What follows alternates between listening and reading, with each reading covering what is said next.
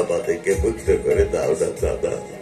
এই বসুদেব, এই দেবকী, আরে যত কান্না কাঁদবি মহারাজ কংসের কাছে গিয়ে কাঁদিস, আমাদের কাছে কেঁদে না, তোদের এতটুকু ফল আসবে না। এতটুকু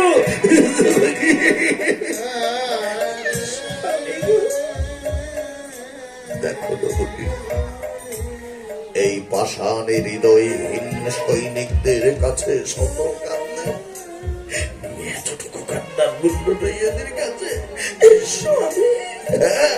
এতটুকু কান্নার মূল্য নেই। তুমি তো কংস দাদার ছোট্ট বোন, তাই না? নিশ্চয়ই নিশ্চয়ই তোমার মুখের দিকে চেয়ে আমরা যদি কোনো ভুল করে থাকি আমাদেরকে ক্ষমা করে দেবে। চলো আমরা কংস দাদার কাছে গিয়ে ক্ষমা চেয়ে নেব। বেশ, তুমি যেটা ভালো মনে করবে। সৈনিক ভাই, চলো আমরা কংস দাদার কাছে গিয়ে ক্ষমা চেয়ে নেব। বেশ, এসো এসো এসো, সুর করে চলো।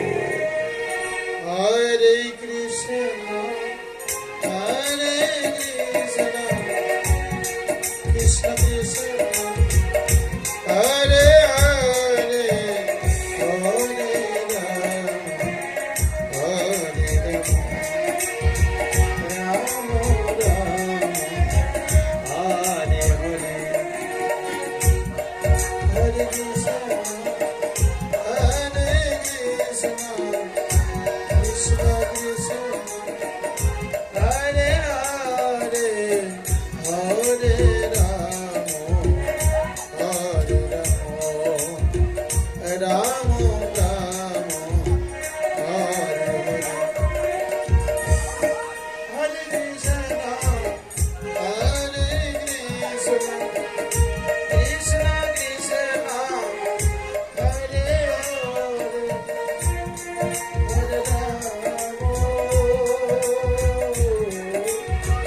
হরে রাম রাম যখনই রাজা কংস দৈত্যবন্ধুদের সঙ্গে দিয়েছে যে তার বোনের গর্ভে সন্তানই তার মৃত্যুর কারণ, তখন কথম পাবে বসুদেবকে আর কথম করবে শিরচ্ছেদ। সেই লক্ষ্যে ছুটে চলেছে রাজা কংস তারই রাজা সিংহাসনের অভিমুখে। সেটাই ঘটবে, আরে সেটাই ঘটবে যেটা আউলো ঘটেনি। বোন বেঁচে থাকবে, কিন্তু বোনের গর্ভে সত্য সন্তান আসনের মূল অধিনায়ক বসুদেব ও আরে ধরা দামে বেঁচে থাকবে না। আর তবেই শত্রু বলতে ধরা ধামে কংসের কেউ আসবে না। কেন আসছে না? কেন আসছে না এখনো ওই সত্য জন্মার মূল অধিনায়ক বসুদেব? কখন আসবে আর কখন কর্ম শিরচ্ছেদ? অপেক্ষা, অপেক্ষা বড় দ্রোহ, অপেক্ষা বড় কঠিন। লোকে বলে যে অপেক্ষার চেয়ে মৃত্যু অনেক শ্রেষ্ঠ, সেটাই যেন এই মুহূর্তে ঘটেছে। কখন আসবে আর কখন কর্ম শিরচ্ছেদ? স্বামী, কি বলছো বলো না?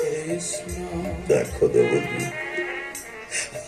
আমরা অনেকটা রাস্তা পেরিয়ে শেষ পর্যন্ত তোমার দাদার রাজবাড়ির সামনে এসে পড়েছি, তাই না? আর খানিকটা প্রবেশ করলে তোমার দাদা ওই রাজা সিংহাসনে বসে রইলে। তোমাকে যা যা বলেছিলাম সবই মনে আছে তো নবী? হ্যাঁ গো স্বামী, আমার তো সব মনে আছে। চলো চলো চলো চলো। দাদা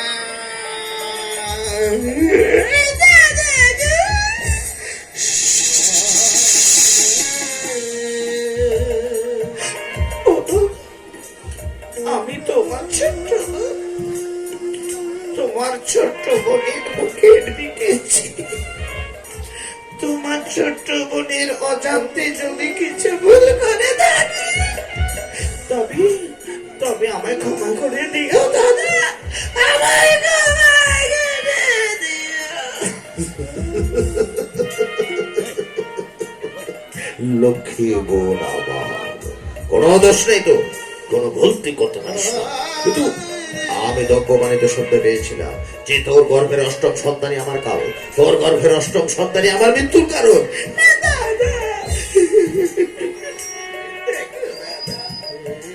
আমার ভবিষ্যৎ সন্তান, আমার ভাবি সন্তান তোমার ভাগ্নে হতে যাবে, তবে কেন কেন তোমার সত্য হতে যাবে দাদা? আরে হ্যাঁ, এটাই এটাই আমি দক্ষ শুনতে পেয়েছিলাম। এই বোন, এই তুই সুখে থাক, তুই শান্তিতে থাক, তুই চারি যুগের অমরত্ব লাভ কর, এই আশীর্বাদ আমি করছি। তোর গর্ভের সন্তানই যখন আমার শত্রু, আর তোর গর্ভের শত্রু সন্তান আসার মূল অধিনায়ক বসুদেব, হ্যাঁ, তুই বেঁচে থাকলে বোনের গর্ভে সন্তান জন্মাবে। কি বলছো তুমি?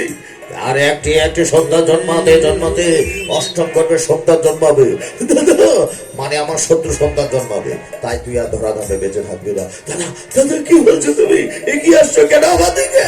এক্ষুনি তোর দেহ থেকে শরীর খারাপ আমি আলোচনা করতে পারি। এক্ষুনি কেউ আছে, আমায় বাঁচাও। তবু কি আচ্ছা, এই ছাড় ছাড় ছাড় ছাড়।